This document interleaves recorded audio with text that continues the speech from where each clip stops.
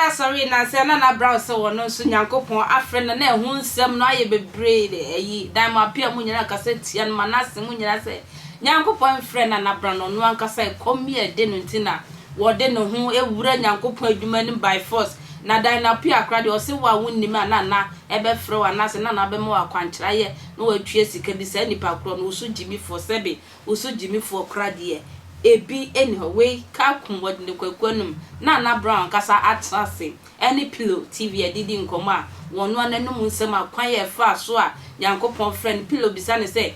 den nsem ne be no hu ye nti a wo hu sesesi ade yankopon ayeden afrenum na edidi atam no so wo bedidi biemu ana wo se kwan ye hu se yankopon afrenum aya na sometimes no se wo didi atam wo social media ne so nyina no sebe enye na ho ode ne nyansa na emo tipo bi efi abontin ba ebi odi obi atama na obi afre ne fi abroche mi aho na ye ma me send no credit me ba ma me ye shopping ka kramra na chese edwuma na emu ode utumi so no ase wo kan sem ne na odi asofo ne bi atamu a enye no krenso enam ne a wonya fa kire nkitinkiti bi ntu na ne tima ye ne dedende na chese wodi enkrofo atem na ne ma ade ne start ya obe fa nyankopon aye ne kra ne wura age nkwa ne se what is social media and so say wo be yi obi kura na fede adani preaching wo kanya mi asem na fede wa ye entrepreneur e wo daye sum wo cheche daye so ase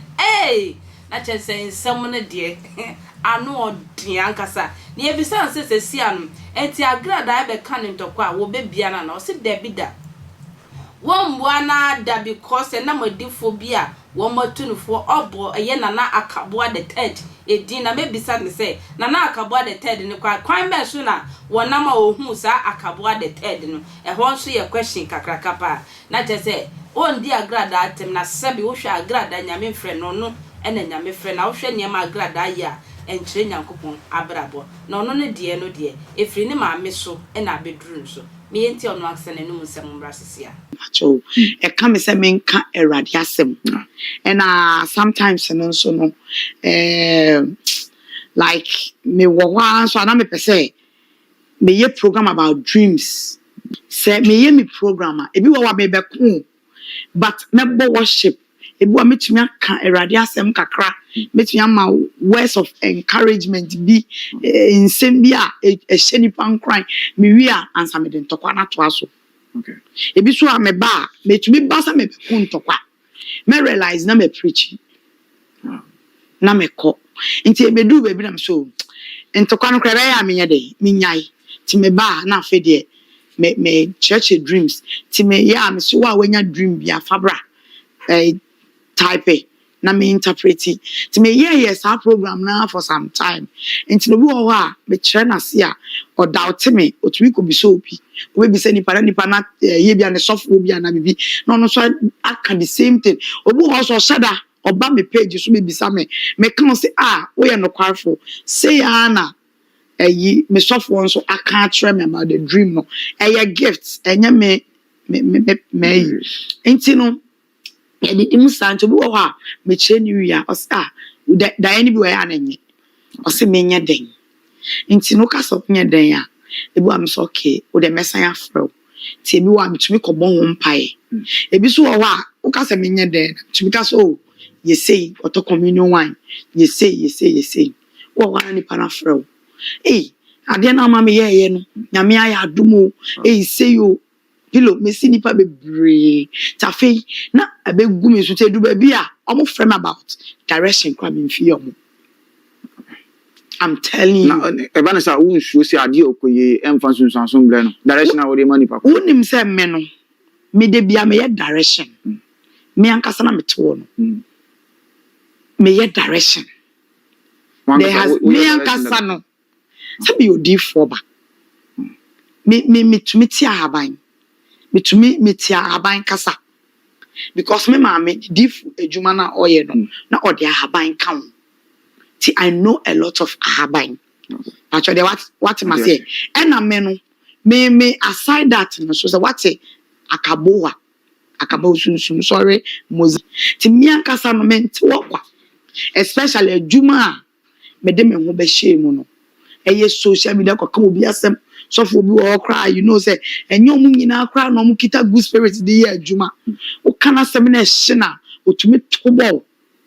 and as so for be friend a popular man of God or friend is a menya lucky pa or friend no boom team as pacho wani o say to make can nipa bi asem can ya but when the person you meet the person one on one now krawa bo shake nipa ne frɛ wo phone so a na wo yɛ ma show but what the phone so na wo kasa as if say to me nyina yɛ den ekita so for the frɛ me phone so frɛ me no se nana Nana Brown na me say yes no bone din say me nipa say how me say eja me pa chow ete say o se bone be na maye wo na de bia wo de mete wo na wo di matem na o kan se mo se me nim say enya wo eyo obi ene hye wechi se di matem de bia I don't know say why na hye wechi eno de hu yi a pilo pa chow why ai enti no na me so wente sa na mo me no kre ena make ba na no kra so obi hye wechi na o di natem oh unse ekoba ne say I was saying nipa bi ma ye ni da na ye ya hwe yi e wade bia ye yim because sometimes you know say udi obi echi ana udo obi a wo ya de a edu ba bi a unso ya yusu wadwe na bredu ba bi man yusu madwen na mama eniama bi because nkrofo bi be fro wo ya de yero ho ana na weni eden nana mami mumu number na me ntwa o credit na fa talk data o sa niama no na my more vim what wo wa obi create me mebo menya shopping bra me top perfume bro you know a whole lot inti no hu ni sa hu say hand adwuma me head ti no na se wo kọ wanim sa inti na edu ba bi na ni pe nyusi na dwen inti no wo fu sa me do we inti no e be pushu bia so what I say unso bi cry ka obodofu bi hu asema na wo ira na pesa be video but edu ba bia e wo senke yusu ya dwen wow but now o mama nchiremu about how your call and by because people are tagging me Mr. Philo kono ko bisa Nana Brown e kwan be so na nyame friend say na me ka say metewa na me ma directions ne ade no te edu ba bi no na afi me mpese meye biom okay but me ankasa no so me ye direction ma me ho because of eduma me ye nti ti na me mpese me ye biom ti bi wo mo frɛ me kra me mfi yom ene nipa be obi cry your voice no osu na ta den mo me a whole lot Philo I won't lie to you nipa bro it you know me wa na me dreams me so da ye no Philo to be honest with you me so da ye no na me gina sorry dan kesim nipa bebre na me po deliverance me gina dom ade ne basa wa na so fo ya frɛ